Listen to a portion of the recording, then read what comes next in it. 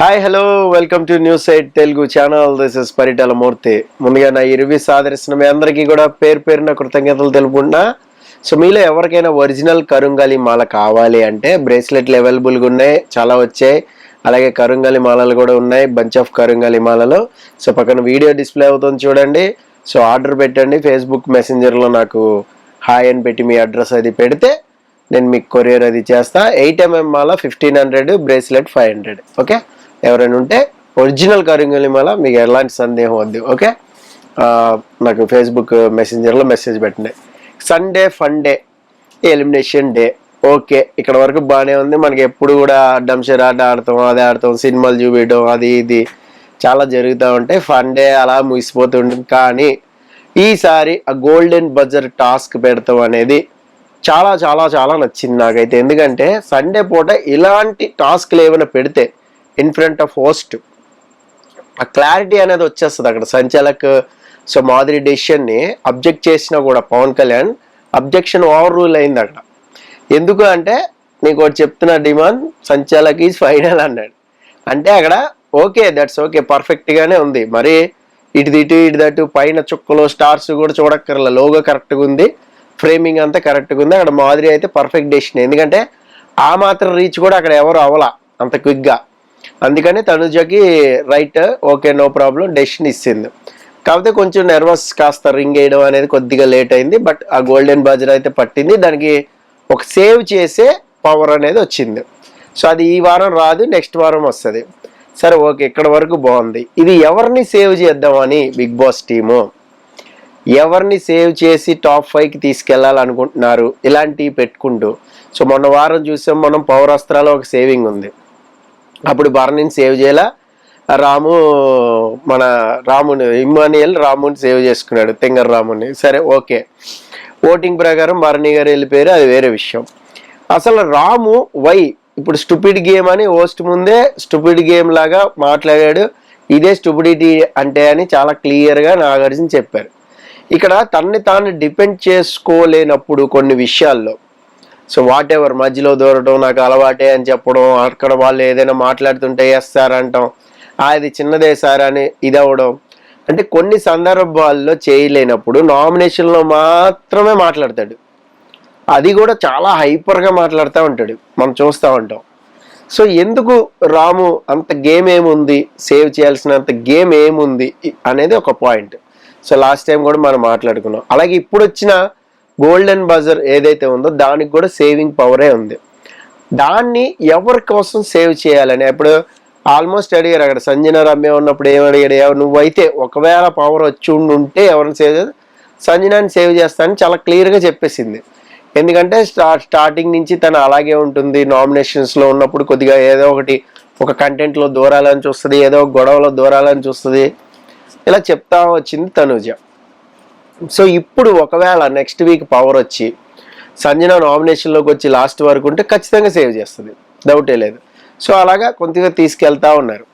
So ఇంకొకటి ఏంటంటే ఇమానియల్లో కొన్ని షేడ్స్ మీకు కనబడతా ఉన్నాయి.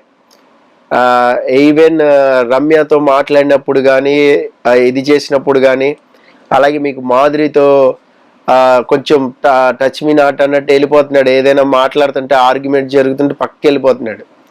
సో అలాగే సంజన విషయంకి వచ్చేసరికి కొన్ని సందర్భాల్లో కూడా game out of the frame తను వెళ్ళిపోయినా వదిలేస్తున్నాడు. అమ్మ మనకెందుకు వచ్చిన కూడా మనం దూరొద్దు అని. ఎగ్జాంపుల్ మనం డస్ట్బిన్ చెప్పుకోవచ్చు, నో ప్రాబ్లం. సో ఇలాగా కొన్ని షేడ్స్ అనేది అయితే నాకైతే ఖచ్చితంగా కనబడుతున్నాయి నేను అబ్జర్వ్ చేసిన దాన్ని బట్టి. నెక్స్ట్ పవన్ కళ్యాణ్ దగ్గరికి వద్దాం మనం. సో సేవ్ అయితే చెప్తాను అంటే కన్ఫెషన్ రూమ్లోకి వెళ్ళడం, ఏదో బ్లా బ్లా బ్లా బ్లా ఏదో చెప్పాడు అంతే, అంతకు మించి ఏం లేదు. ఏదో సస్పెన్స్ ఇంకేదో చెప్పేస్తాడు. ఈ రేంజ్లో అందరూ ఎక్స్పెక్ట్ చేసి ఈవెన్ నాగార్జున కూడా చాలా ఎగ్జైట్ అయిపోయి కమాన్ రండి మీరిద్దరు కన్ఫెషన్ రూమ్కి, ఇప్పుడు చెప్పు అంటే, ఓహో ఇది యాక్టివిటీ రూమ్లోనే చెప్పొచ్చు కదా, ఇది లివింగ్ రూమ్లోనే చెప్పొచ్చు కదా, ఇక్కడ వరకు ఎందుకు అనే క్వశ్చన్ మార్క్ అనేది వచ్చింది. సార్ ఇది నాకు ఎప్పుడో చెప్పాడు సార్, దీనికి ఏం పెద్ద ప్రాబ్లం ఏమి సార్ అని అక్కడ తనుజ కటింగ్. సో ఇదంతా కూడా ఏంటంటే ఒక డ్రామా లాగా ఏడ్చింది. రీతు సేవ్ అయినప్పుడు ఆ అరుపులు కానీ అది కానీ గోలగోల చేసింది, అది వేరే విషయం. సో ఇక్కడ ఏంటంటే కళ్యాణ్ కరెక్ట్గా లేడు కొన్ని విషయాల్లో. సో తను ఎవరైతే ఏదైతే అన్నారో ఆ ప్లేస్లో వేరే వాళ్ళు ఎవరైనా ఉన్నా కూడా డెఫినెట్గా ఒక ఫైట్ అనేది ఉండేది. బట్ నేను వదిలేసానబ్బా ఎందుకు, చాలా లైటర్ వేలో మీరు వీడియోలో చూస్తుంటే ప్లే అయిన వీడియోలో అంటే బిగ్ బాస్ బజ్ వీడియో ఉంది కదా, శివాజీ ఇంటర్వ్యూ, అది కానీ చూస్తుంటే అందులో ఒక వీడియో ప్లే చేశారు.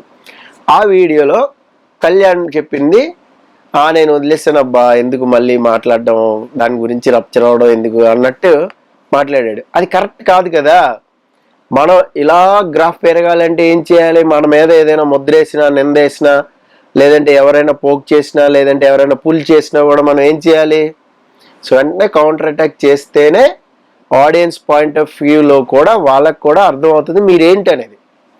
అలా చేయలేదనుకోండి, పర్లేదులే ఏముంది, నువ్వు నామినేషన్ వేసావు అంతే కదా, జనాలు సేవ్ చేస్తే ఉంటావు లేకపోతే వెళ్ళిపోతావు అంటే బిగ్ బాస్ హౌస్ ఆడటం ఎందుకు, రావడం ఎందుకు? సో నాకైతే అలాగే అనిపించింది కళ్యాణ్ విషయంలో. మీరు ఎవరైనా కళ్యాణ్ ఫ్యాన్స్ ఉంటే మాత్రం ఖచ్చితంగా కామెంట్ బాక్స్లో కామెంట్ చేయండి. సో కన్ఫెషన్ రూమ్లోకి వెళ్ళి చెప్పేంత మ్యాటర్ కాదు, ఏదో సోది చెప్పాలి కదా అని చెప్పేసాడు. అక్కడ సిగ్గు మొగ్గలైపోతా ఉన్నాడు తప్ప విషయం లేదు. So next Suman Shetty hype. ఎందుకు ఈ సుమన్ శెట్టికి హైపు అంత అవసరమా అని నాకు అనిపిస్తుంది. సో కొన్ని అంటే వీకెండ్ ఎపిసోడ్లో మాత్రం విపరీతంగా అయిపోతూ ఉంది. సో గేమ్కి వచ్చేసరికి ఏం లేదు, గేమ్ నిద్రపోవడానికి కూడా కామెడీ చేశారు కెప్టెన్గా, అది వేరే విషయం. సరే ఇది పెద్ద నామినేషన్ పాయింట్ కాదు అనుకున్నా కూడా గేమ్ టాస్క్ పరంగా ఆడింది కూడా ఏం లేదు. రీతు కొన్ని డబ్బులు ఇచ్చింది, వేరే వాళ్ళు కొన్ని డబ్బులు ఇస్తే ఆ డబ్బులు తీసుకొచ్చి పెట్టాడు తప్ప తనంతట తను టాస్క్ ఆడింది లేదు, ఏది లేదు. ఆ దొంగతనాన్ని కూడా మీకు ఫన్ వేలో చూపించారు.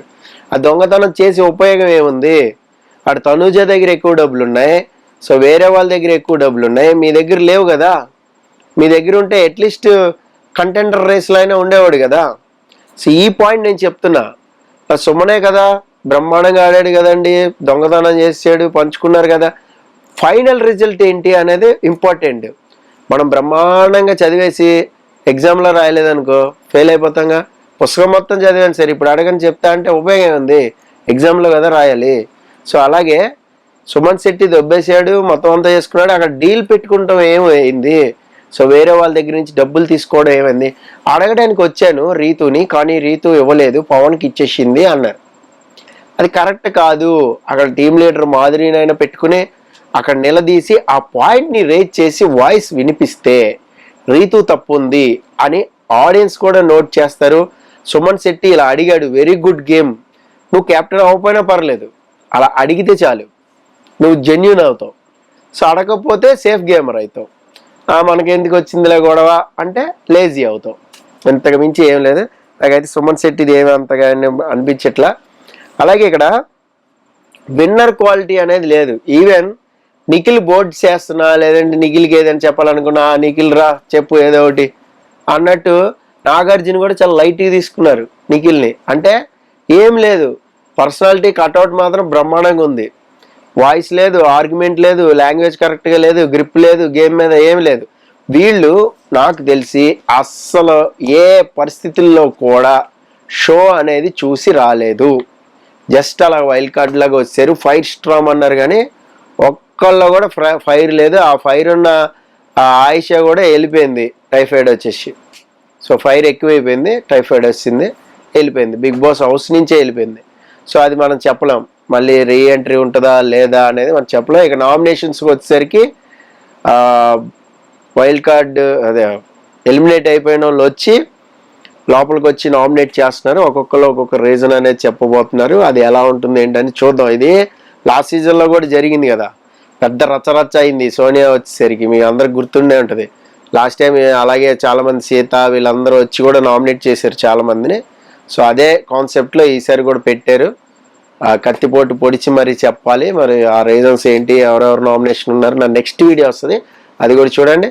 దిస్ ఇస్ పైటలమూర్తి సైనింగ్ ఆఫ్, బై బై.